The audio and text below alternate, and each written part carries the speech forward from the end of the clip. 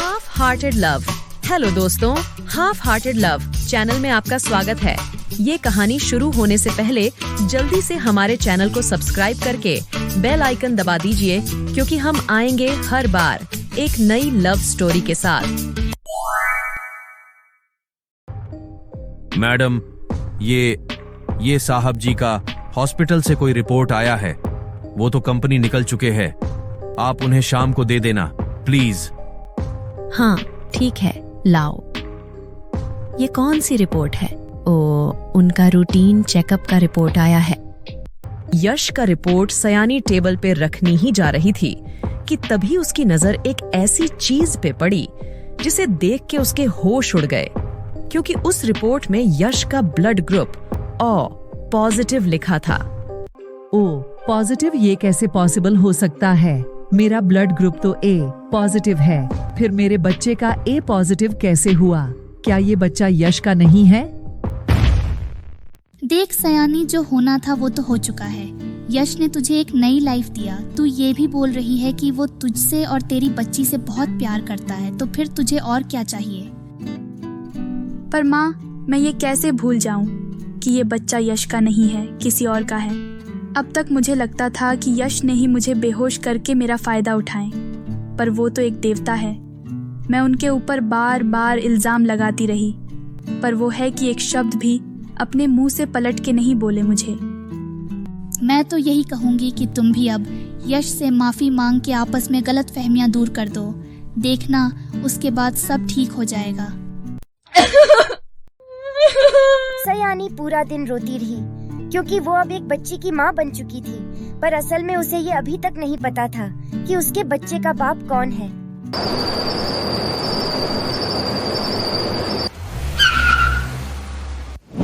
सयानी baby कैसी है? तुमने वैक्सीनेशन करवा दिया? कोई फीवर तो नहीं आया ना?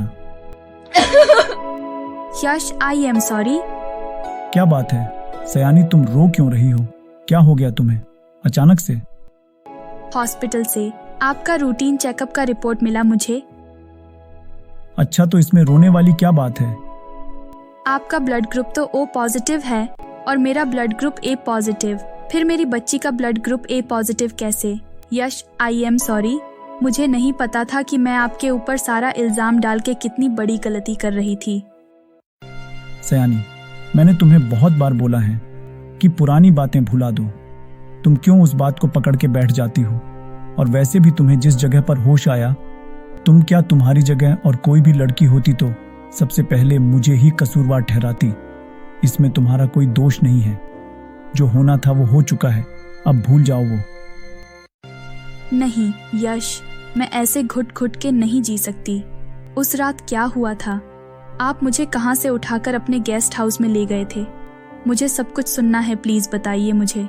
मैं ये बिल्कुल नहीं सोचा था कि तुम्हें वो रात के बारे में कभी भी बताऊंगा, पर यह भी लगता है कि तुम सच सुने बिना सुकून से कभी रह ही नहीं पाओगी। तो फिर सुनो।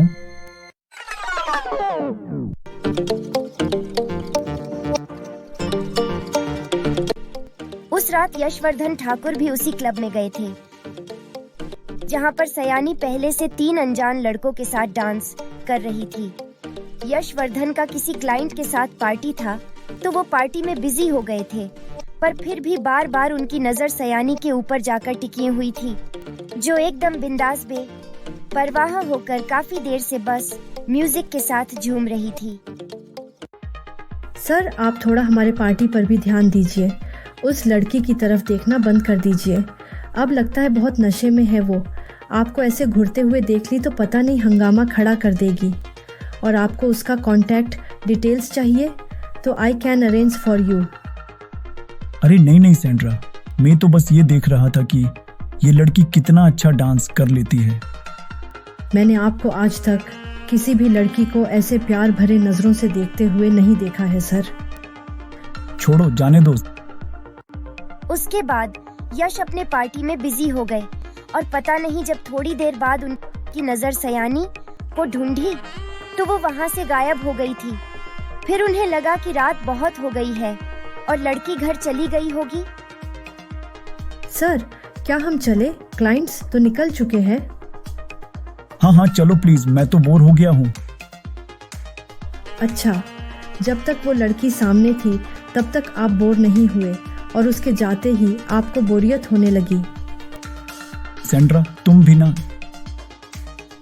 सर, मैं बस आपकी पीए नहीं हूँ, आपकी कॉलेज फ्रेंड भी हूँ, इसलिए मुझे ऐसे क्यों लग रहा है कि जैसे आप उस लड़की को एक ही नज़र में पसंद कर चुके हैं। कुछ ही देर में यश अपने पीए सैंड्रा के साथ क्लब से घर जाने को निकल पड़ते हैं। थोड़ी दूर जाते ही एक अंधेरे रास्ते पे उन्हें किसी लड़की की चीख सुनाई देती है और वो गाड़ी रोक के लड़की को ढूंढने की कोशिश करते समय उनकी नजर पड़ती है 3 लड़कों के ऊपर जो वहाँ से हड़बड़ाते हुए भाग रहे थे। अरे सैंड्रा, ये तो वही लड़के हैं जो क्लब में थे। क्या वो लड़की? सर, मुझे लगता है हमें उस पेड़ के पीछे जाकर देखना चाहिए। यश और सैंड्रा जब भाग के उस पेड़ के पास गए तो सयानी वहाँ पे बहुत ही बुरे हालात में बेहोश पड़ी थी। सर, आप चलिए यहाँ से प्लीज, नहीं तो पुलिस केस हो सकता है। नहीं सैंड्रा, मैं एक बेचारी लड़की को ऐसे हाल में छोड़ के घर नहीं जा पाऊंगा। इसे हम फार्म हाउस में ही ले जाते हैं। होश आने के बाद इसे इसके घर भेज देंगे। ठीक है, जल्दी चलिए फिर। सयानी, मैं तुम्हें कभी भी ये नहीं बताना चाहता था कि वो 3 लड़के जिनके साथ तुम डांस कर रही थी, उन्होंने ही तुम्हारे साथ ऐसा किया है। यश,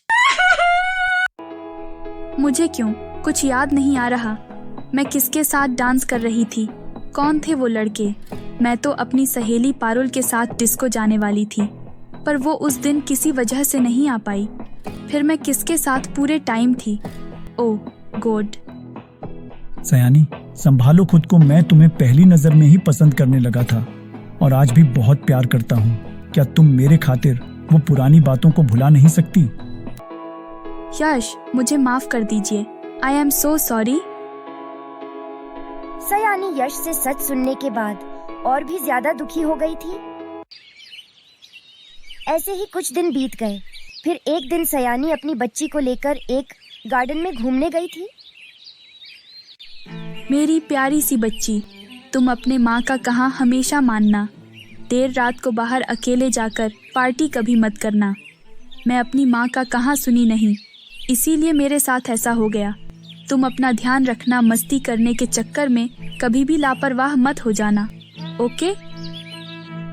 सयानी, तुम यहाँ पे? अरे आंटी, बहुत दिनों के बाद तुम्हें देख रही हूँ। कैसी हो बेटी? मैं ठीक हूँ आंटी, आप कैसे हैं? मैं भी एकदम मस्त हूँ।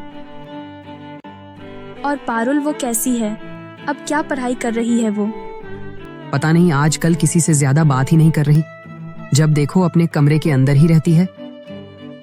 अच्छा, एक्चुअली बहुत दिनों से मेरी उससे कोई बात नहीं हुई। और आंटी, मामा जी की तबीयत कैसी है? मामा जी? हाँ आंटी, आई मीन पारुल के मामा जी, आपके भैया। उनको क्या हुआ? वो तो मस्त है। 4 धाम यात्रा पर गए। पर पारुल तो बोल रही थी कि वो हॉस्पिटल में एडमिट थे। उनकी तबीयत बहुत खराब हो गई थी। आप भी उनसे मिलने हॉस्पिटल गई थी। अरे नहीं नहीं सयानी, ऐसे क्यों बोल रही हो? मेरे भैया तो एकदम हट्टे कट्टे सही सलामत है। तुम्हें कोई गलत फहमी हुई होगी। पारुल भला ऐसे क्यों बोलेगी?